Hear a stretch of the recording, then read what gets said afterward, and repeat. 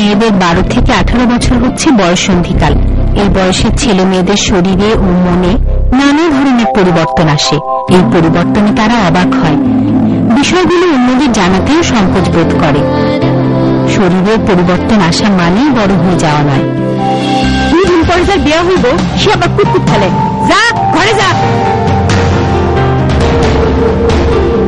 না, এ বয়স বিয়ের বয়স নয়। অল্প বয়সে বিয়ে মানেই সারা জীবনের জন্য খারাপ স্বাস্থ্যের অভিশাপ নিয়ে বেঁচে থাকা।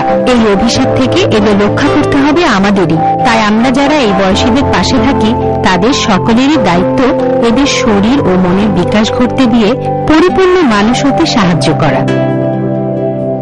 এখন তুই বড় হইতেছিস, ঠিক মতো খাওয়া দাওয়া করতে বলবো। আয় মা, খাই আনে।